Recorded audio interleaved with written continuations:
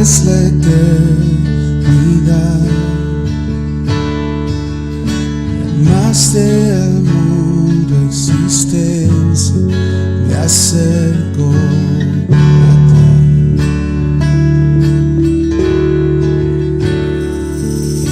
Moriste por mis fracasos, llevaste mi culpa en la cruz, daste en tus hombros mis cargas, me acerco a ti.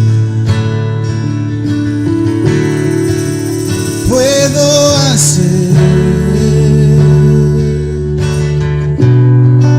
y puedo decir, te ofrezco mi corazón completamente a ti.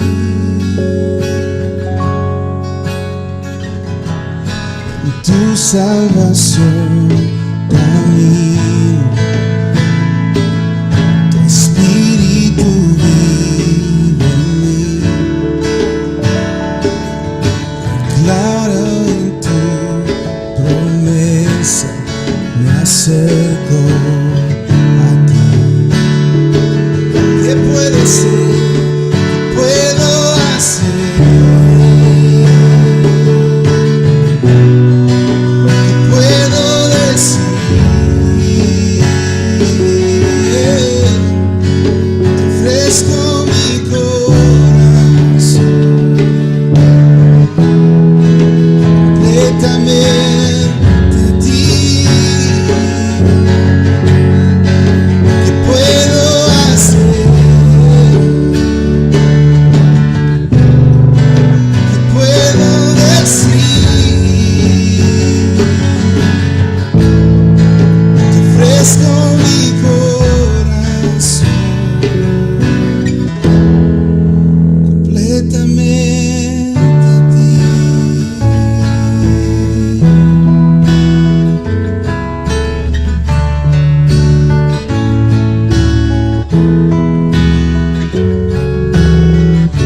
Aquí estoy, con manos alzadas vengo, he puesto, todo lo diste por mí. Aquí estoy, mi alma a ti entrego, tuyo soy, Señor. Aquí estoy, con manos alzadas vengo, pues tú todo lo diste por mí. Aquí estoy, mi alma a ti entrego, tuyo soy, Señor. Aquí estoy, con manos alzadas vengo, pues tú todo lo diste por mí. Aquí estoy, mi alma a ti entrego, tuyo soy, Señor. Y tuyo soy, Señor. Tuyo soy, Señor.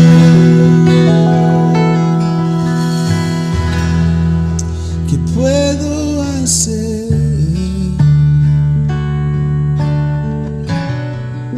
¿Qué puedo decir? Te ofrezco mi corazón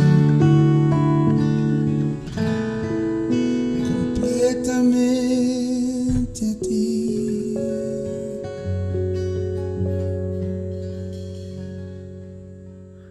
Hola, ¿cómo están, hermanos? Buenas, ¿cómo están? Espero que se encuentren cada uno de ustedes bien. Bueno, nuevamente aquí estamos queriendo hablar un poco acerca de la palabra de Dios. Como pueden ver, ya no tengo las piedras atrás. Las piedras las tenía ahí para cumplir yo la ley. Cuando alguien pecaba, pues ya tenía piedras con que aventarle a las gentes, ¿no?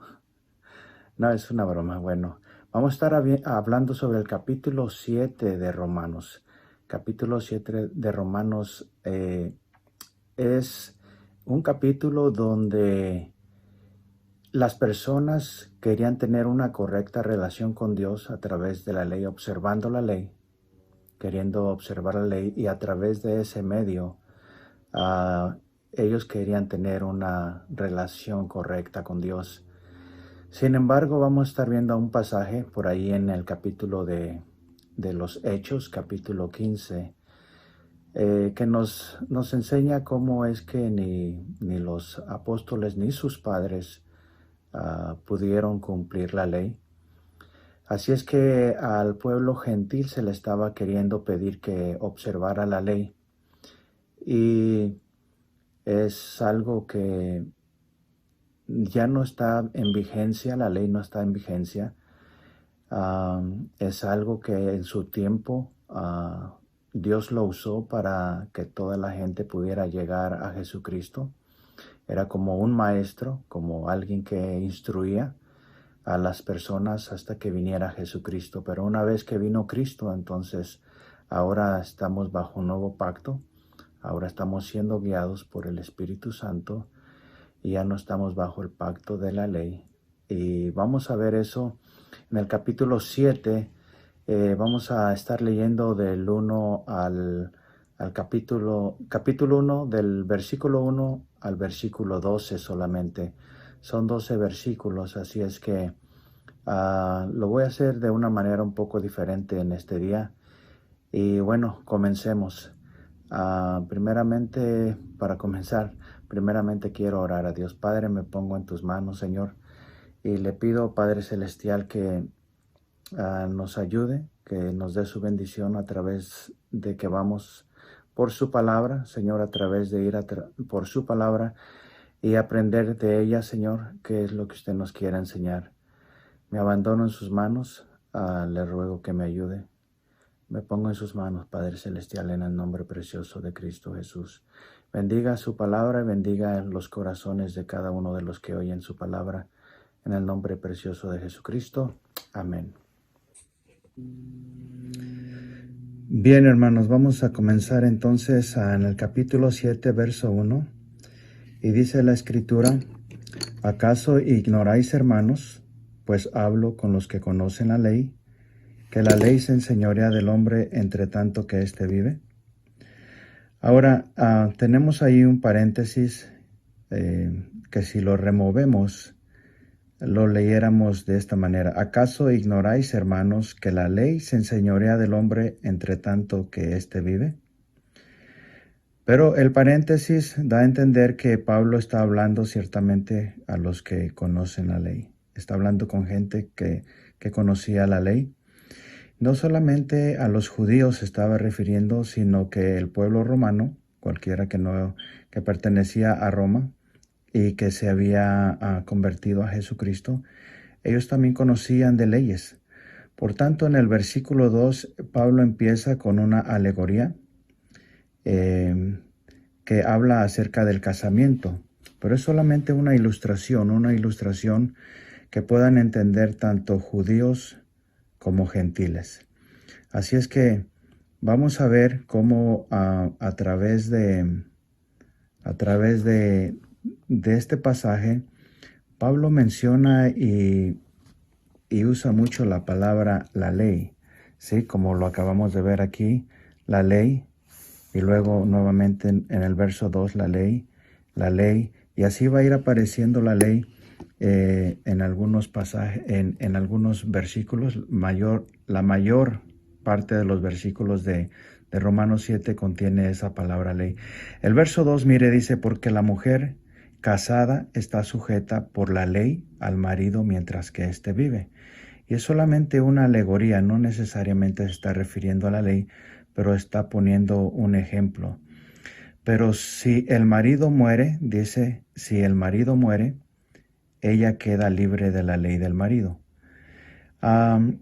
Algunos consideran que el marido del que está hablando aquí era Adán, y el nuevo marido que tiene la iglesia es Jesucristo. Pero se pudiera interpretar también como la ley misma muere, y que el nuevo marido es el nuevo pacto, que por supuesto vino solamente a través de nuestro Señor Jesucristo. Así es que el verso 2, leámoslo nuevamente, porque la mujer casada está sujeta por la ley al marido mientras éste vive. Pero si el marido muere, ella queda libre de la ley del marido. Vamos a ir al verso 3.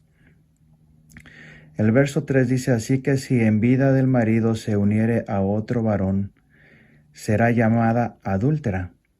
Pero si su marido muriere, es libre de esa ley. De tal manera que si se uniere a otro marido, no será adúltera. ¿Ok? Es lo que dice el versículo 3. Es libre de la ley cuando el marido muere. O sea, si se casare con otra persona, si se uniere con otra persona, entonces no podría ser llamada adúltera por cuanto el primer marido ha muerto. El verso 4, mire, dice, así también vosotros, hermanos míos, habéis muerto a la ley mediante el cuerpo de Cristo, para que seáis de otro, del que resucitó de los muertos, a fin de que llevemos fruto para Dios. Ahí subrayé fruto para Dios, ¿sí? Podemos ir un poquito más atrás al capítulo anterior que leyera o que nos trajera nuestro hermano Daniel. Y en el verso 21 vamos a encontrar que habla de frutos. Y el verso 20 dice, pero cuando eras esclavos del pecado, eras libres acerca de la justicia. Y hace una pregunta, dice, pero ¿qué fruto tenías de aquellas cosas de las cuales ahora os avergonzáis? Porque el fin de ellas es muerte. Entonces, si regresamos aquí al verso 4, dice, así también vosotros, hermanos míos, habiendo muerto a la ley, o sea que estamos muertos a la ley, mediante el cuerpo de Cristo, para que seáis de otro, de el que resucitó de los muertos, a fin de que llevemos fruto para Dios. O sea que antes teníamos los frutos que teníamos antes nos avergonzaban, nos cohibían, no eran frutos de justicia, no eran frutos que pudiéramos presentarle a Dios a nuestro favor. Pero una vez que se ha muerto la ley mediante el cuerpo de Cristo, y una vez que le pertenecemos a otro, es decir, al que resucitó de los muertos, entonces llevamos fruto para Dios. Entonces sí podemos presentarle a Dios fruto, y es un fruto que es acepto delante de Dios, porque son los frutos que es el Espíritu Santo a través de nosotros, como los frutos del Espíritu Santo, los cuales podemos encontrar en Gálatas 5. No vamos a ir ahí, pero en Gálatas 5 tenemos el fruto, y no los frutos como si fueran varios frutos, sino el fruto del Espíritu, que algunos de ustedes se los conocen de memoria. Es gozo, paz, bondad, misericordia, templanza, benignidad, etcétera, etcétera. Ok, el verso 5, mire, dice, porque mientras estábamos en la carne, las pasiones pecaminosas que eran por la ley obraban en nuestros miembros, llevando fruto para muerte. O sea que mientras que estábamos en desobediencia, en nuestro ir y venir conforme a nuestra voluntad, las pasiones pecaminosas que eran por la ley obraban en nuestros miembros, llevando fruto para muerte. ¿Sí? Nuevamente ahí aparece la palabra fruto. Pero cuando estábamos en desobediencia, hermano, ¿sí? Las pasiones pecaminosas que eran por la ley, o sea que la misma ley incita de alguna manera a la desobediencia. Y esto no lo estoy diciendo de mí mismo. Usted puede escuchar o leer libros que hablen acerca de este capítulo. La mayoría de las personas se refieren a que dentro de nosotros hay algo que va en contra de la ley de Dios, y lo mismo lo dice este capítulo más adelante. ¿sí? Que las cosas prohibidas son las más atractivas. Así es que mientras que estábamos en la carne, las pasiones pecaminosas que eran por la ley obraban en nuestros miembros llevando fruto para muerte.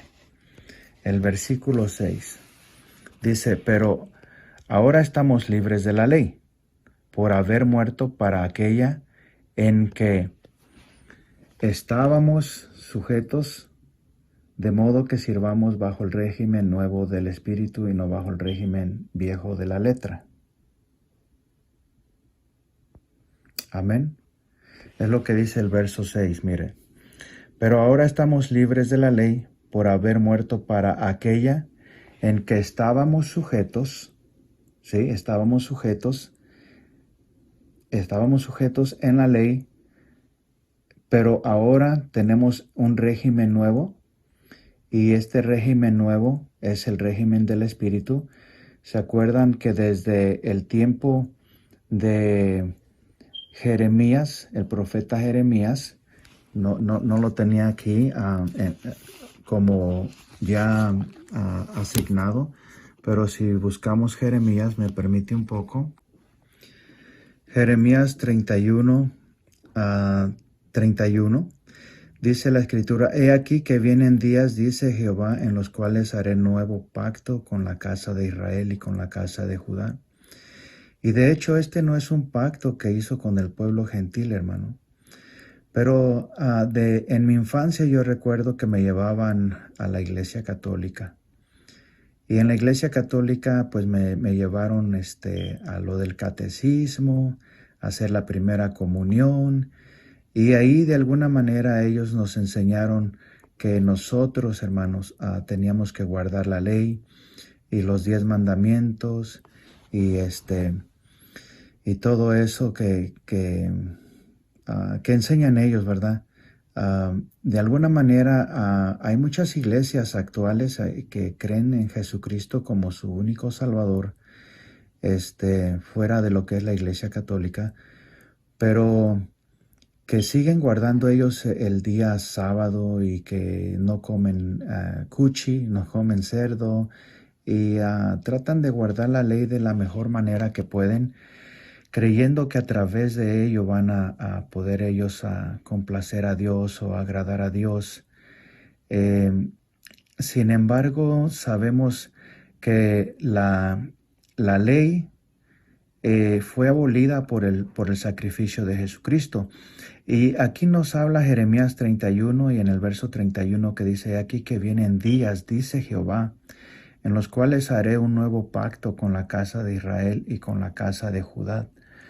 No como el pacto que hice con sus padres el día que tomé su mano para sacarlos de la tierra de Egipto, porque ellos invalidaron mi pacto, aunque fui yo un marido para ellos, dice Jehová. ¿Se acuerda que en Romanos 7 habla acerca del marido, la mujer que está sujeta al marido o al esposo? Mire, este pacto, ¿en qué concierne este nuevo pacto que haría Dios? Dice, pero este es el pacto que haré con la casa de Israel. Después de aquellos días, dice Jehová, daré mis leyes en su mente y las escribiré en su corazón. Y yo seré a ellos por Dios, y ellos me serán por pueblo. El verso 34, y no enseñará más ninguno a su prójimo, ni ninguno a su hermano, diciendo, conoce a Jehová, porque todos me conocerán, desde el más pequeño de ellos hasta el más grande, dice Jehová, porque perdonaré la maldad de ellos y no me acordaré más de su pecado. Así ha dicho Jehová, ¿verdad? Así es lo que ha dicho Jehová. Hermano, así es que las promesas son que vendría un nuevo pacto, que sería totalmente diferente al primer pacto en el cual fallaron la casa de Judá, la casa de Israel, porque el primer pacto fue hecho conforme, lo dice Jeremías 31, el primer pacto fue hecho conforme, lo dice aquí, con la casa de Israel, con la casa de Judá.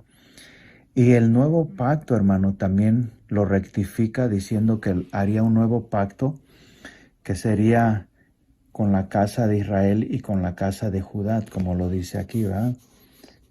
Casa de Israel y casa de Judá.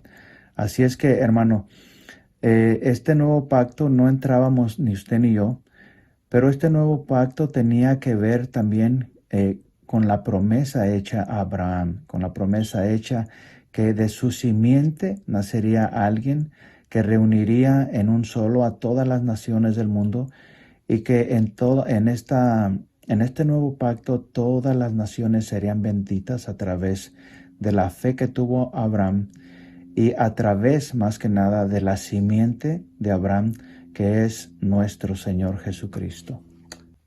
Así es que regresando a Romanos 7 y versículo 6, dice que estábamos sujetos de modo que sirvamos bajo el régimen nuevo del Espíritu y no bajo el régimen viejo de la letra. Ahora, el régimen nuevo del Espíritu es de lo que acabamos de hablar, de ese nuevo pacto que haría Dios con la casa de Judá y con la casa de Israel.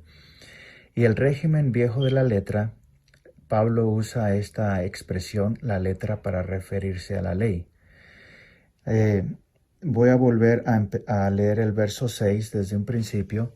Y el verso 6 dice, pero ahora estamos libres de la ley por haber muerto para aquella en que estábamos sujetos, de modo que sirvamos bajo el régimen nuevo del Espíritu.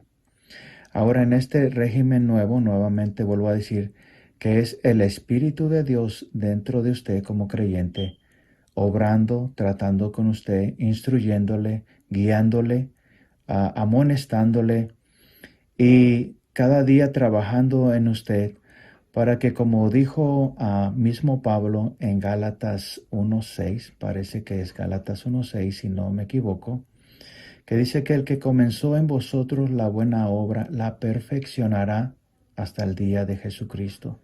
O sea que el Espíritu Santo, hermano, dentro de nosotros nos va guiando todos los días. Y cuando ofendemos, cuando fallamos, cuando hacemos algo, es el Espíritu Santo quien nos dice, no, no está bien lo que estás haciendo, no está bien lo que hiciste, ¿sí? Es el que nos trae a Dios la convicción de que hemos fallado, amén.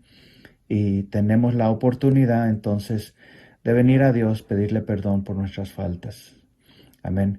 La última parte de este versículo 6 dice, y no bajo el régimen viejo de la letra. Y este régimen viejo de la letra, que es la ley, hermano, era básicamente el esfuerzo constante y único, sin la ayuda de más nadie más que de la persona que quería agradar a Dios, de la persona que quería tener una relación con Dios sin ningún problema, que quería tener la correcta relación con Dios, pero que no podía. Amén. Vamos a ir al versículo 7, hermano, que dice, ¿y qué diremos pues? ¿La ley es pecado? ¿Sabe? Pablo nuevamente hace lo que ha venido haciendo a través de estos capítulos que hemos visto. Y no solamente aquí, sino en el libro de Gálatas, Pablo usa la misma secuencia. Hace preguntas que él cree que probablemente haría cualquier otra persona cuando él leyera sus escritos. Así es que él se basa en preguntas y respuestas. Y el versículo 7 dice, ¿qué diremos pues?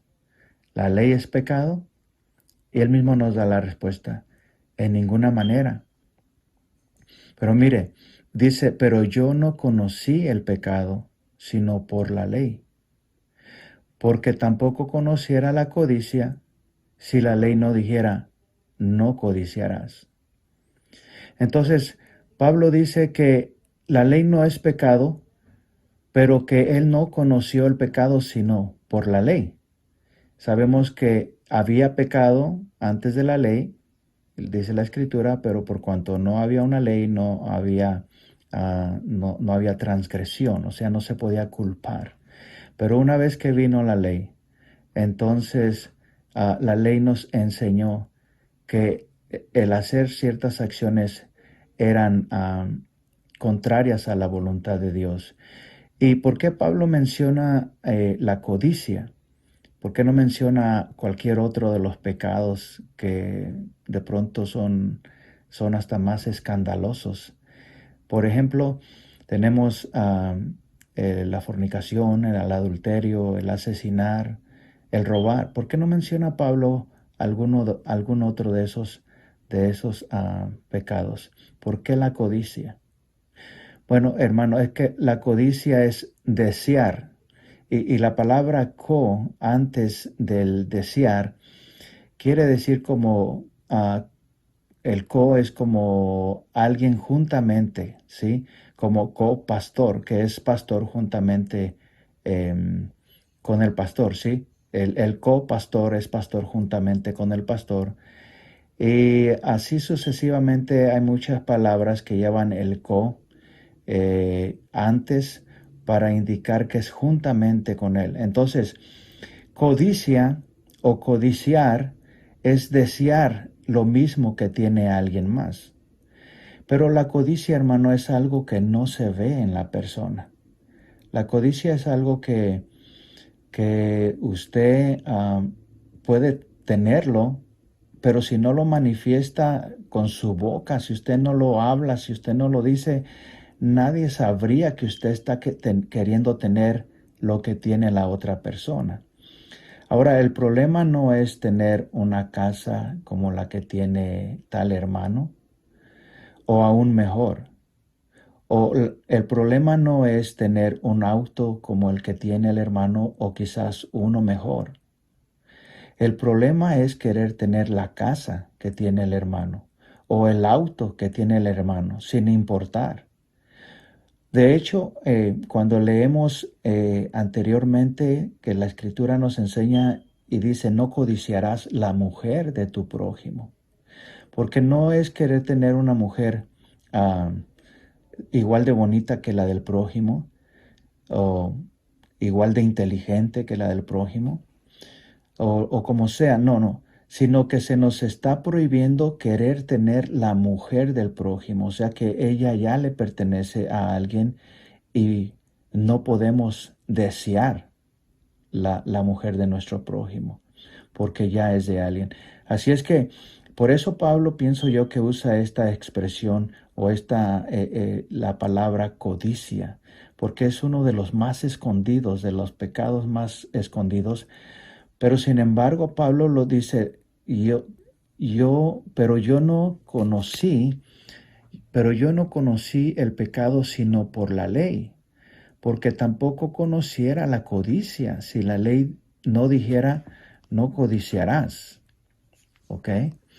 Así es que el no codiciarás, hermano, no es como anhelar o el querer prosperar, porque mientras que Dios te bendiga, hermano, tú puedes trabajar o avanzar, seguir trabajando en tener mejores trabajos, tener mejores empleos, seguir estudiando para obtener mejores títulos que te llevan a un mejor trabajo y ganar mejor para que tú puedas darle una mejor forma de vida a tu familia. Eso no es pecado, eso no está mal delante de Dios. Sin embargo, el codiciar, hermano, el querer tener la mujer de tu prójimo, me viene a la mente, no sé si se acuerde usted aquel pasaje de Acab que estaba casado con Jezabel, y Acab quería tener la era o la huerta de una persona. Por alguna manera se le metió en la cabeza y le dijo, hey, te doy otras eras, te doy tantos otros terrenos por ella. Pero el hombre le dijo, no, es que esto pertenece a mi familia, yo no te lo puedo pasar porque ha venido perteneciendo a mi familia. Y eso le trajo tristeza a Acab. Así es que cuando Jezabel, hermano, cuando Jezabel lo vio triste y le dijo, ¿por qué estás así? Dice, es que le pedí a aquella persona que me vendiera su huerta, pero no quiso y cómo deseo yo tener esa huerta. Así es que Jezabel le dijo, no te preocupes, yo voy a arreglar todo esto. Así es que, hermano, ella hizo por ahí, no sé, no recuerdo bien ahorita exactamente qué fue lo que hizo, pero sí reunió al pueblo contra este hombre que era el dueño de la huerta que deseaba Acab. Y reunió a esta gente y mataron a esta gente. Y así es que una vez ya que habían matado a esta persona, le dice, hey, toma posesión. A Jezabel le dijo a Acab, toma posesión, ya está muerto el dueño. Hermano, hay gente que ha llevado a extremos, ¿sí? A las personas, aún a matar para poseer lo que tienen otras personas. Pero sin embargo, vuelvo a decir, hermano, que la codicia, si usted no lo expresa, nadie se va a dar cuenta que usted desea quizás a la mujer de su prójimo, o el carro de su prójimo, o el auto de su prójimo. El desear tener una casa más bonita, un auto más bonito, no creo que sea malo, pero desear tener lo que tiene el otro, y precisamente eso que tiene el otro, y aún llevar a los extremos de quitarle la vida a la persona para matarlo, o sea, para obtener lo que esta persona tiene, desde antes la escritura ya lo cataloga como pecado. No ir hasta el mismo hecho de quitarle algo a alguien, sino simplemente el hecho de codiciar. Y eso lo enseña la ley, hermano. La ley, dice Pablo nuevamente, ¿qué diremos pues? ¿La ley es pecado? Y él dice, de ninguna manera. Pero yo no conocí el pecado, sino por la ley, porque tampoco conociera la codicia si la ley no dijera, no codiciarás. El verso 8, hermano, dice, mas el pecado, tomando ocasión por el mandamiento, produjo en mí toda codicia, porque sin la ley el pecado está muerto. Amén. Sin la ley el pecado está muerto. Así es que no es la ley, mas es el pecado, hermano, que tomando ocasión por el mandamiento. Aquí el mandamiento nuevamente se refiere a la ley, porque la ley es la que está dando el mandamiento de hacer o de no hacer. Así es que, mas el pecado tomando ocasión por el mandamiento produjo en mí toda codicia, porque sin la ley el pecado está muerto. Amén. Y así es que, hermanos, quise ir a este pasaje de Primera de Corintios 15:55. El verso 55 dice, ¿dónde está, oh muerte, tu aguijón? ¿Dónde, oh sepulcro, tu victoria? Ya que el aguijón de la muerte es el pecado, y el poder del pecado, la ley. Mas gracias sean dadas a Dios que nos da la victoria por medio de nuestro Señor Jesucristo. Pero nuevamente aquí Pablo, en este otro pasaje de Primera de Corintios 15, el verso 56, dice que el aguijón de la muerte es el pecado. Pero lo que le daba la potencia al pecado, lo que le daba la fuerza al pecado, era la ley. Eso era lo que lo hacía fuerte al pecado. Pero Pablo nos enseña que una vez que la ley es quitada, una vez que la ley es removida, entonces el pecado pierde su fuerza, pierde su fortaleza con el creyente. Amén. Así es que, hermanos, regresando nuevamente ahora a Romanos 7, verso 8, para leerlo nuevamente, dice, mas el pecado, tomando ocasión por el mandamiento, produjo en mí toda codicia, porque sin la ley el pecado está muerto. Y el verso 9, vamos a entrar al verso 9, que es un versículo muy interesante, donde Pablo dice, y yo sin la ley vivía en un tiempo, pero venido al mandamiento, el pecado revivió y yo morí.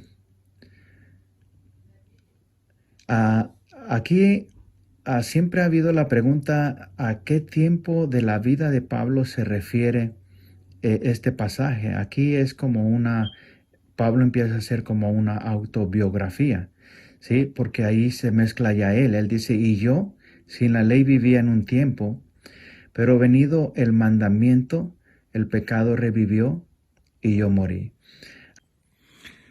Así es que el pueblo judío, hermano, tiene un ritual, Sí, es algo que ellos hacen con sus hijos a la edad de 12 años. Todo jovencito a la edad de 12 años, eh, ellos acostumbran a hacer como un ritual que le llaman el bar mitzvah.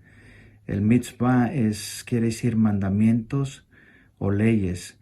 Así como en el monte Sinaí se dice que Israel recibió 613 mitzvah o 613 mandamientos. Entonces el bar mitzvah es una tradición judía donde el joven comienza a ser hijo de la ley. ¿Sí? Por ejemplo, Bartimeo. Bartimeo quiere decir hijo de Timeo. La palabra bar quiere decir hijo de. Bartimeo quiere decir hijo de Timeo. Bartolomé quiere decir hijo de Ptolomé. Por lo tanto, el bar mitzvah da a entender que el jovencito viene a ser hijo de la ley para observarla y para seguirla. Así es que, hermanos, eso es el ritual que tienen los judíos. Y se cree que Pablo en el verso 9, vamos a regresar aquí al verso 9. Y yo sin la ley vivía en un tiempo, pero venido el mandamiento, el pecado revivió y yo morí. Se cree que pudiera ser esta la parte donde Pablo dice que él vivía sin el mandamiento, sin la ley, ¿sí? O también hay otra enseñanza donde se cree que Pablo, hermano, al llegar al conocimiento que le fue dado a través del Espíritu Santo cuando él vino al conocimiento de Cristo, él creía que estaba haciendo bien las cosas en cuanto a la ley. Él llegó a decir en Filipenses 3, hermano, que él vivía conforme a la ley irreprensible, o sea que no había fallado en nada, sí, pero no era necesariamente de esa manera cuando alguien era irreprensible, que nunca había fallado en ninguna de las cosas de la ley, sino que cuando alguien fallaba en cuanto a la ley, iba y conforme a la ley, iba con el sacerdote. Conforme a la ley siempre había un tipo de sacrificio que era específico para cualquier tipo de pecado. Así es que cuando alguien cometía algún pecado, iba con el sacerdote y le decía, este es el pecado que cometí. El sacerdote le decía, esto es lo que la ley demanda de ti, trae esto, sacrifícalo, entonces quedarás exento. Y es cuando pienso que Pablo decía que en cuanto a la ley irreprensible, porque si él llegaba a cometer alguna cosa mal, algún pecado, él traía conforme lo que la ley requería concerniente al pecado cometido y lo traía al sacerdote. Mientras que pudiera haber otras personas que si nadie se daba cuenta simplemente se quedaban sin traer el sacrificio, no iban con el sacerdote para decirle, hey, cometí este tipo de pecado, así es que traigo el sacrificio que concierne a ese pecado. Toda persona pues que se consideraba irreprensible en cuanto a la ley no era porque nunca fallaba, sino porque traían al sacerdote el sacrificio que se requería por el pecado cometido. Así es que Pablo, creemos que Pablo también cuando recibió este nuevo conocimiento que fue traído por el Espíritu Santo a su vida, entonces él se dio cuenta que realmente no estaba viviendo conforme a la ley. Él se dio cuenta que estaba quebrando toda la ley conforme a su vida que él estaba viviendo. Entonces pudiera ser tanto lo que hablé acerca del misbah y acerca de que Pablo a través de su conocimiento se dio cuenta de que estaba fallando y que no cumplía toda la ley. Bien, voy a entrar al versículo 10, dice, y hallé que el mismo mandamiento que era para vida, a mí me resultó para muerte. ¿Sí? El mismo mandamiento que él creía que era para vida, a Pablo le resultó para muerte porque vino un nuevo conocimiento a su vida. De pronto cuando eran niños, ellos decían, oh, ya voy a cumplir los 12 años, ya va a llegar el momento en que se va a hacer este ritual en mi vida y voy a ser como la mayoría, como los otros jóvenes. Pero tristemente, a través de la ley nadie podía, hermano, complacer a Dios. El verso 11 dice, porque el pecado tomando ocasión por el mandamiento me engañó y por él me mató. ¿Sí?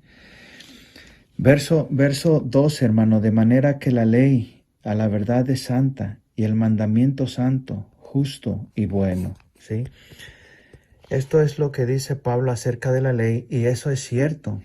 Tenemos el Salmo, mire, el Salmo 119, hermano. Salmo 119, como puede darse cuenta, empieza con el alfabeto hebreo, ¿sí? Aleph, y luego Bet, tenemos a Bet aquí, tenemos a Gimel, tenemos a Dalet, y así cada uno son las letras del alfabeto.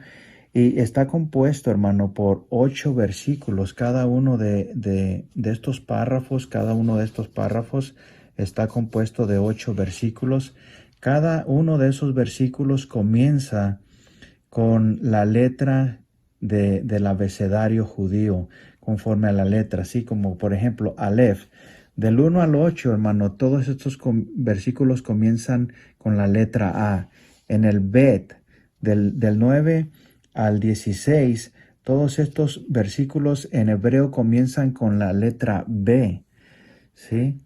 Así es que nos vamos hasta el verso 176 que contiene este salmo. El Salmo 119 tiene 176 versos. Y como puede ver, dice, yo anduve errante como oveja extraviada, busca a tu siervo, porque no me he olvidado de tus mandamientos.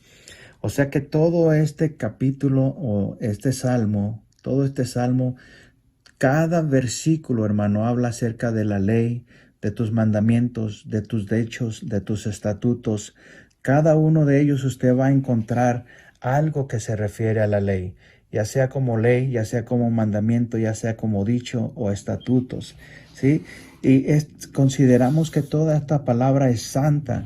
El mandamiento es santo, es justo, es bueno, ¿sí? Así es que dice el verso 12, de manera que la ley a la verdad es santa, el mandamiento es santo, justo y bueno. Pero todo esto, hermano, vino a una conclusión, todo esto ha terminado. La ley para que nosotros pudiésemos, hermanos, ser santos delante de la presencia de Dios, para que nosotros podamos ser justos, como lo dice Romanos 10:4, que el fin de la ley es Cristo para justicia a todo aquel que cree. Si hubiese ley, hermano, no tuviéramos justicia. Así es que quiero leer por último estos versículos que se encuentran en 2 de Corintios 3, verso 8 y 9. Voy a leer desde el verso 7. Dice, y si el ministerio de muerte grabado con letras en piedras fue con gloria, tanto que los hijos de Israel no pudieron fijar la vista en el rostro de Moisés a causa de la gloria de su rostro, la cual había de perecer. Mire, señalé con rojo ministerio de muerte y se está refiriendo a la ley, ¿sí? Pablo, en el nuevo conocimiento que le fue dado por Dios mismo, ahora escribe a los Corintios, en la segunda carta a los Corintios, y escribe este pasaje refiriéndose a la ley. Si el ministerio de muerte grabado con letras en piedra fue con gloria, tanto que los hijos de Israel no pudieron fijar la vista en el rostro de Moisés a causa de la gloria de su rostro, la cual había de perecer. El verso 8. ¿Cómo no será más bien con gloria el ministerio del Espíritu? Porque si el ministerio de condenación fue con gloria, mucho más abundarán en gloria el ministerio de justificación. Hermano, estos 2 o 3 versículos nos dan a entender que el ministerio de la ley era un ministerio de muerte y un ministerio de condenación. Pero ahora el ministerio del Espíritu Es el nuevo pacto. Es donde el Espíritu de Dios nos guía, nos instruye, donde ya no necesitamos una ley fuera de nosotros, sino una ley escrita en nuestros corazones. Una ley con alguien vivo que es el Espíritu Santo, guiándonos, instruyéndonos y orientándonos de la mejor manera posible. Hermano, con esto quiero concluir esta enseñanza y quiero hacer una oración. Padre, gracias por tu palabra, que es maravillosa. Señor, gracias por habernos dado este nuevo ministerio en el cual nos has hecho competentes. Este ministerio que es el ministerio del Espíritu. Este nuevo ministerio que es el ministerio de la justificación, Señor. Que ya, gracias a Dios, ya no estamos en el ministerio de condenación, sino en el ministerio, tampoco en el ministerio de muerte. Gracias en el nombre precioso de tu Hijo Jesucristo. Amén.